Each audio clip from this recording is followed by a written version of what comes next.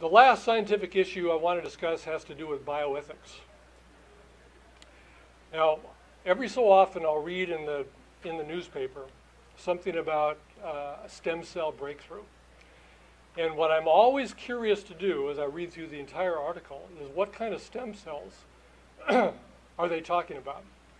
Because most people don't understand that there are actually two kinds of stem cells. Everybody knows that stem cells are supposed to be able to kind of cure diseases in a miraculous sort of way. That there are special cells within the human body that can be coaxed into becoming different kinds of tissues. There's embryonic stem cells, which are taken from human embryos. And then there are adult stem cells, who are not necessarily taken from adults, because the source of this, it could be umbilical cord blood or some other source that is not an embryo. But those are the two kinds. Now, the claim has been, I forget what election it was, but in the early 2000s, there was a strong political campaign to have endorsement and funding of embryonic stem cell research. And in fact, the state of California, the voters passed a bill that funded embryonic stem cell research to the tune of $3 billion with a B dollars in California. It was applauded by the San Diego biotech industry because a lot of those dollars found their way down here. What has taken place since then? Well, 2016, MIT Technology Review said, no field of biotechnology has promised more and delivered less in the way of treatments than embryonic stem cells. Only a handful of human studies has ever been carried out without significant results. Now, what I see in the newspaper, is just the opposite. I see a lot of excitement about experiments, potential therapies. We're just on the verge, we're on the edge of accomplishing something. Maybe they will accomplish something. It hasn't happened yet.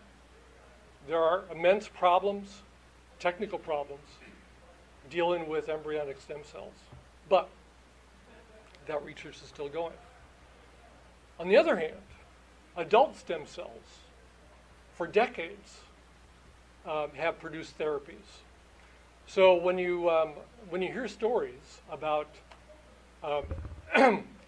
people recovering from a particular disease or having stem cells contribute to a remarkable recovery, I can almost guarantee nowadays that what they're talking about is a therapy involving adult stem cells, because those have been around for a long time. One of the benefits is that the adult stem cells can be taken from the patient's own body, so there's no rejection threat of that. That's just one of the benefits. Another benefit is the ethical moral issue.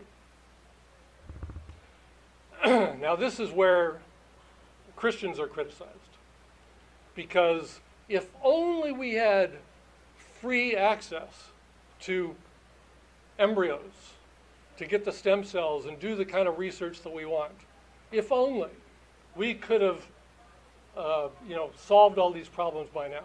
But it's those Christians that are standing in the way with their moral objections, because it may be a potential life.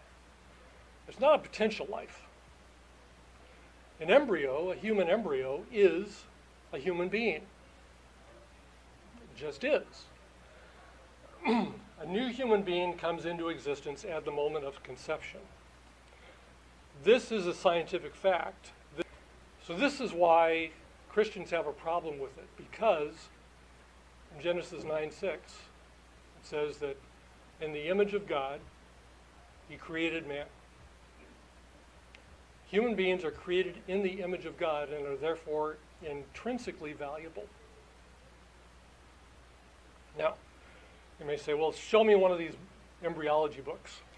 Okay, well, I have a couple of them here. So here's one, The Developing Human, Clinically Oriented Embryology. A quote from it says, "The zygote.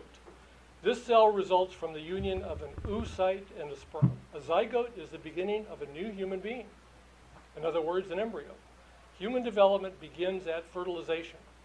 This highly specialized totipotent cell marks the beginning of each of us as a unique individual." Another biology textbook. In this text, we begin our description of the developing human with the formation and differentiation of the male and female sex cells or gametes, which will unite at fertilization to initiate the embryonic development of a new individual. Just two examples. So, when the accusation is made that we're just talking about a clump of cells, or something that is morally benign or indifferent issue, well, that's arguable. And the science is on the side of the fertilized egg, which we'll call an embryo, being a human being from the earliest moment. So, this is an ethical issue. What is the proper way to deal with human beings? The pro-life position is that it is immoral to take the life of an innocent human being without proper justification. And abortion, and I would say embryonic stem cell research, takes the life of an innocent human being. Therefore, those things are immoral. That's the moral equation that is behind the pro-life movement. So I'm saying, well, rather than Christians being anti-science for calling into question whether it's moral to destroy human embryos for the sake of using their body parts, perhaps it's anti-science to deny that the embryo is a human being, since the scientists seem to weigh in on that side. The ethical implications are, just because you can do something, does that mean you should?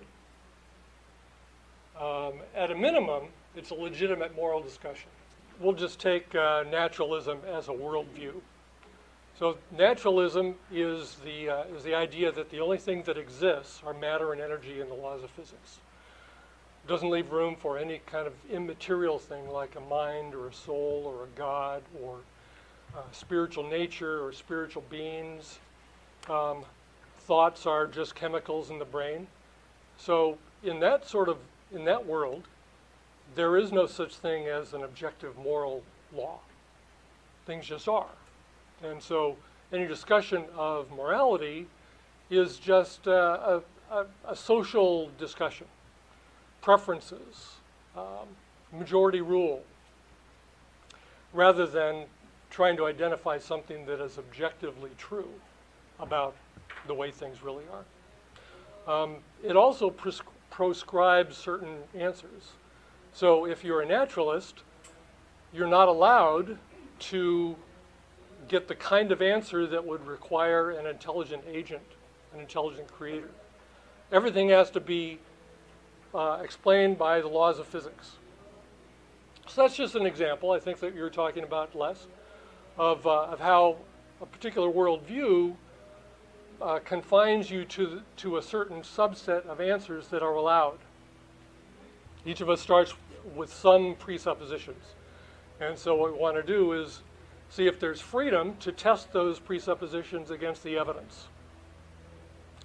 I think Christians are in a better position than a naturalist to be able to consider all the evidence and to test it against what we see in reality.